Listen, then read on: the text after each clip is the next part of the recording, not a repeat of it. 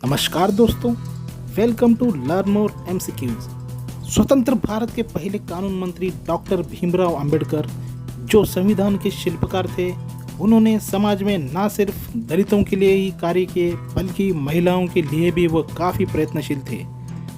मैं किसी समुदाय की प्रगति उस समुदाय की महिलाओं के प्रगति से आंकता हूँ। यह शब्द थे डॉक्टर भीमराव अंबेडकर के। डॉक्टर अंबेडकर का नाम सुनते ही आपको दो बातें याद आ गई होंगी, या तो उन्होंने रिजर्वेशन दिया था या तो वो संविधान निर्माता थे। लेकिन इसके विपरीत उनकी एक और छवि थी। वो छवि थी एक नारीवादी चिंतक के रूप में। जी हाँ, आपने सही सुना। आज हम इस वीडियो में डॉक्टर अंबेडकर की इसी छवि के बारे में चर्चा करेंगे। साल 1946 में से ही डॉक्टर अंबेडकर ने महिलाओं के अधिकारों की लड़ाई शुरू कर दी थी। उन्होंने संविधान सभा में हिंदू कोड बिल को पेश किया। हिंदू कोड बिल एक साथ धर्म और पितृसत्ता को चुनौती देने वाला था।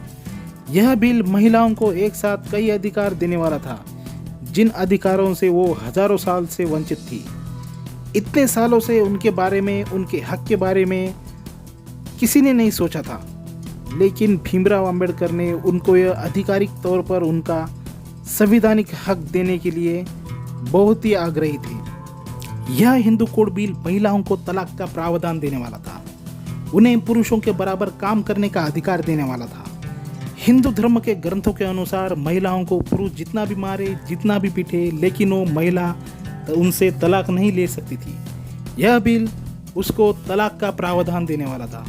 इसके अलावा वो महिलाओं को पुरुषों के बराबर संपत्ति में समान अधिकार देने वाला था। महिलाओं को उन्हीं के घर में ही बोझ समझा जाता था और उन्हें पुरुषों के बराबर संपत्ति नहीं दी जाती थी। इसके अलावा एक पुरुष चाहे जितनी मर्जी शादी कर ले, लेकिन एक विधवा को शादी करने का अधिकार नहीं था। इस बिल से डॉक्टर भीमराव अंबेडकर वो सभी अधिकार कानूनी तौर पर महिलाओं को देने वाले थे। 11 अप्रैल 1947 को यह हिंदू कोड बिल संविधान सभा के सामने पेश किया गया, परंतु इस बिल का विरोध संसद में ही नहीं, संसद के बाहर भी हुआ। संसद में सबसे पहला विरोध और किसी ने नहीं बल्कि खुद संसद के अध्यक्ष ने ही किया। संविधान सभा के अध्यक्ष डॉक्टर राजेंद्र प्रसाद ने कहा, यह बिल विवाह व्यवस्था को पूरी तरह नष्ट कर देगा। इसके अलावा संसद के एक और नेता डॉक्टर श्यामा प्रसाद मुखर्जी ने यह कहकर इसका विरोध किया, यह बिल किसी एक विशिष्ट धर्म को निशाना बनाने का काम कर रहा है।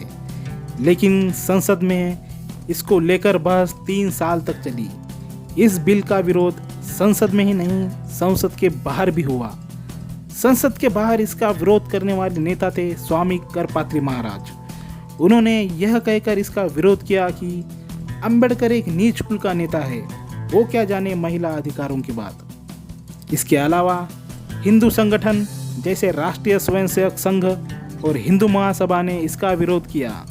इस विरोध के चलते इन संगठन ने देश भर में रैलियां निकाली। इसके अलावा जगह जगह डॉक्टर भीमराव अंबेडकर के पुतले भी जलाए।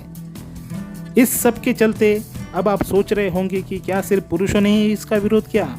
जी नहीं, पुरुषों के अलावा ऊंची जातियों की महिलाओं ने यह कहकर इसका विरोध किया कि अंबेडकर तो निचली जाति का है, वो हमारी व्यवस्थाएं क्या जाने।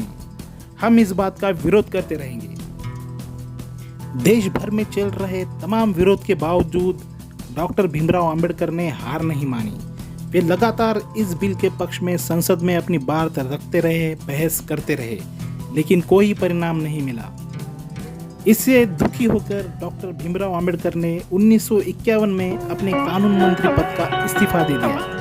अंबेडकर के प्रयासों के चलते ही 1955-56 में जवाहरलाल नेहरू की अध्यक्षता में इस बिल की कुछ शर्तें मान ली गई और महिलाओं को कई अधिकार जैसे कि संपत्ति में बराबर का अधिकार, विधवा who would not compromise on the rights of the downtrodden, an iconoclast who believed in the necessity of religion, a champion of women and the minorities, the last outstanding leader in the glorious chain of social reformers Maharashtra has produced. Ranade, उन्हीं की याद में हम हर साल 6 दिसंबर को उन्हें श्रद्धांजलि देते हैं। the great son of 14 India अप्रैल को who उनका gave जन्मदिन self-respect and पूरे political देश भर में rights. धूमधाम से मनाते हैं।